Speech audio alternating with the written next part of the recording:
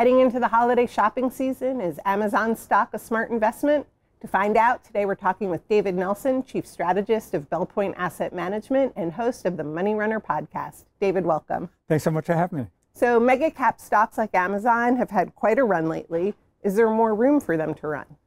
I hope so, because I own them all. And we have a few still left to report. Amazon is an interesting company. Obviously, I've followed it, since the dot-com days, and it was never very profitable. But what we always knew, and the reason the stock ran, was that all they had to do is just stop reinvesting so much and start channeling some of that to the bottom line. They seem to be doing that. Obviously, a big change now that Jeff Bezos is gone, but they had a great last quarter. And we'll see how Christmas works out, which, coming into the holiday season. But right now we own it, and we're going to stay with it.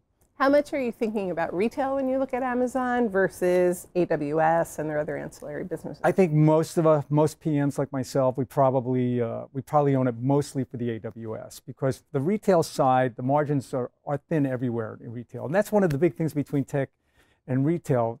The tech companies like Microsoft, and you look at their technology divisions, they have net margins in the 30s. You look at NVIDIA, net margins are over 50. All right, for retailers, it's in single digits, and that's always the risk, because if you get a hiccup in the economy, you can go from making money to bleeding cash very quickly. Not so in technology. Yeah, it might hit them, and the profits won't be as robust, but they're not going to go under. What are the headwinds that you are maybe slightly worried about when it comes to Amazon?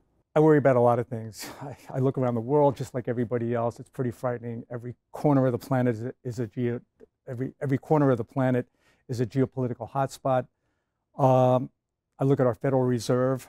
They have a history of making mistakes. We'll see if they make another one. I've called for them to stop right now.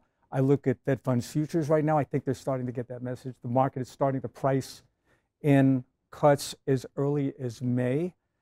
We can debate the timing of a cut. We can even debate whether or not they will cut. But what isn't up for debate is the fact that they're done. They're not going to go further than this. And the biggest reason I say that is because of our banking system.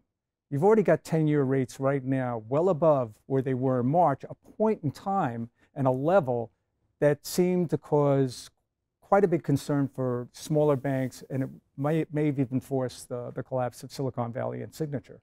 So I think they're done, and I expect them to cut sometime, maybe the second quarter. Next up, David tells us about his investment ideas regarding Walmart.